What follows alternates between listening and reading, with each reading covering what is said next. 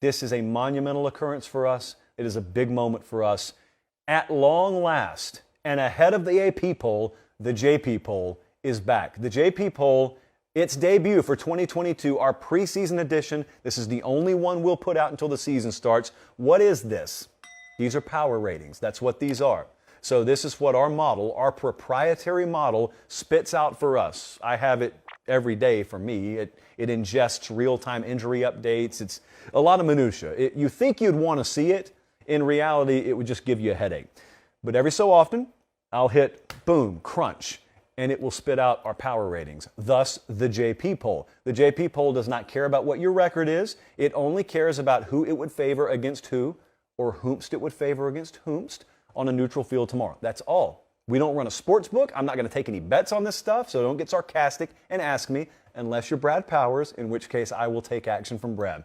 So with that in mind, I'm not going to start at 25. I'm going to start at the top, and I'm going to show you what we have. And also, I think producer Jesse's gotten a little fancy. And so what he's going to show you, or what I'm going to tell you if you're listening on podcast, is I'm going to show you what we have teams rated. And then we did sort of an aggregation of the entire industry. So we took about 5 or 6 public polls out there. I think we took the coaches poll, a couple of preview magazines. We got Phil Steele in there, the CBS top 25. And we just combined them all to get a good idea of what the average industry preseason ranking for a team is. So we're not only going to look at the JP poll, we'll know how high or how low we are on teams relative to what the general public thinks. Not the casual public, but the general public. Let's start at the top, because this is where the least amount of drama is. Alabama, we've got number 1, as does the rest of the industry. Ditto for Ohio State at 2. Ditto for Georgia at 3. Where we start to differ a little bit, we're high on Michigan. Let me ruin the ending for you there. Really high on Michigan. Our model would favor this Michigan team over last year's Michigan team. Even with Ajabo and even with Hutchinson lost to the NFL, we think they're a very, very solid team. So we got them at 4. The industry would have them around 6. Clemson at 5, that's about where the industry has them. Okay, now it's discrepancy time. I'm going to make sure I screenshot a lot of this. I know you will too, because one way or the other, one of us is going to end up eating this. Starting at number 6, we got Texas A&M. Even though there's not wide discrepancy with Texas A&M, the industry average for them is 7, so we're only 1 higher. I'm going to get a lot of pushback on that. I guarantee you I will get more pushback on that than a lot of these teams where we have wider discrepancy. Oklahoma, we've got 7, just ahead of the industry average. Utah, we've got number 8. That's a little bit lower than the industry average. Not enough to make a big deal about. Your podcast didn't cut off. I'm just giving a little moment of silence here before I talk about number 9. Our number 9 team in the country is the Arkansas Razorbacks. The industry, disrespectfully, has them at 20, egregiously has them at 20. I would argue to you, if I did nothing more than put them in the ACC, where they had a lighter schedule, therefore had higher postseason expectations, they'd be ranked higher. Well, we don't care about that. I don't care if they play in the NFC West. Their team is their team, and their team's really good. I think also at wide receiver stable is day by day rounding into even better form than they thought they had in spring. Matt Landers looks really good for Arkansas right now. They got a couple other guys up there look really good. Jaden Hazelwood, really good as well. I think they're going to be good this year. We think they're top 10 good to start the year. So Arkansas at 9. I do not want, here's what I don't want.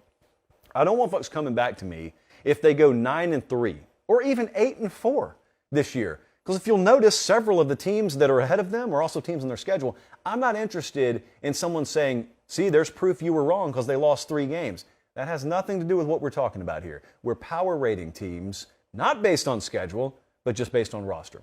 Next up, Penn State. Also, wide discrepancy here. We got Penn State at 10. The industry average is 23. I think that may be the widest discrepancy we had in terms of being higher rated than the industry. So Arkansas and Penn State, don't embarrass me this year. Please don't embarrass me. Next up, number 11, a little bit higher on Wisconsin, as it turns out. And therefore, a lot of that smoke out of Madison right now about how much better their passing game looks, even though I'm skeptical of our own model, and I'm skeptical a lot of the reporting out of there right now. I hope, selfishly, that you're right, because we got Wisconsin about, 6.8 spots higher, about 7 spots higher than the industry. We're higher on Miami by several spots. We got them at 12. The industry has them around 16. Baylor, somehow, some way, I, of all people, am slightly lower on Baylor, or the model is, because when the model's wrong, it was the model's fault. It's only on me when it's right. I just want the credit. I don't want the blame. Baylor is at 13, a little bit lower than the industry has them. Notre Dame, we've got significantly different than the industry. The industry has Notre Dame at number 6 or thereabouts. We got them at 14, so we're a little bit lower there. Still think they're a very good team. It's just, there's, I could say this about Wisconsin too, though. So there are some elements that you probably are going to need at quarterback, or if you don't have at quarterback, you're going to need an extremely strong roster to crack that top 10 and to be at number 6. Texas A&M, for example, does not have quarterback solved, but they got a really strong roster. Too strong for the model to ignore. Notre Dame, strong roster, not that level strong, and I don't know that Tyler Buckner at quarterback, plus the stable of wide receivers they have, especially with the injury, it lends itself to us putting them in the top 10. Tennessee, we are much higher on. And I got to tell you something. There was a little manual adjustment today, which I'm not supposed to tell you about, but there was a manual adjustment today. Tennessee's at 15. They were higher than that earlier today. I did a little what I thought was necessary course correction. And so Tennessee, we are 9 spots higher on than the industry is. And that's even after I said, come here, Tennessee, let me pull you back a little bit. So the model is drunk on Tennessee. Next up, 16, NC State. That's slightly lower than the industry. Oklahoma State, 17, slightly lower than the industry, both of them by about 4 spots. Michigan State, we could not agree more with the industry. We've got them at 18, just like the industry does. USC, we're a little bit lower on at 19. Industry average would be about 15. Hey, check out number 20. How about that? Out of nowhere, like sting from the rafters, Mississippi State is rated, and Mississippi State is rated in the JP Poll Top 20, ahead of Ole Miss. Did anyone catch that? I was surprised by it, but the model said, believe it, sir, believe it. Now, for the record, I think Ole Miss they're 21st. So that's just, they're like fractions of points different. For the record, the gap, I'm not showing you the numbers, but the gap between the number 1 and number 3 team, so Bama and Georgia, is 4 or 5 points, 6 points, something like that. The gap between Georgia and I want to say A&M, Oklahoma, somewhere around there, is another good chunk. But the gap between like Utah and Mississippi State is less than a touchdown. So there are a couple of tiers that have set themselves up here in our power ratings in the preseason. And I'm telling you, once you get to 7, it does no good to argue about this, because I can't push back on it very strongly, because if you say that Oklahoma shouldn't be 7, they should be 10, I'll say, okay, that's a difference in 0.6 points. So like 0.6 of a point. Okay, great. Like make the change manually if you want to. There are just percentage points difference between that 7 spot and that 19, 20 spot. So I did want to point these out, though, because there are some notable omissions. For example, the University of Oregon model does not have them in the preseason top 20. The industry has them as the overall number 11 team or thereabouts.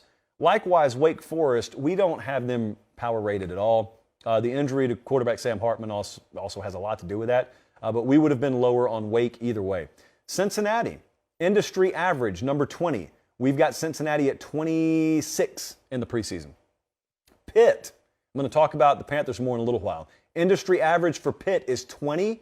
We've got them at 32. So the model differs strongly with the industry on Pitt. Texas, not a huge difference. Texas is averaging about a 22 in ranking preseason. In the industry, we've got them at 24. Kentucky, average 23. We've got them at 22. So we're pretty much arm in arm with the industry on Kentucky. And Ole Miss, the industry has them at 23. We've got them at 21. So actually, we've got Ole Miss rated higher. It's just that we've got Mississippi State, and no one had Mississippi State rated in the preseason. So that's the big difference. Send all your hate mail instead of to the office, just to the comment section. You save paper, and I can delete it if I don't like it. That's really the beauty of the comment section.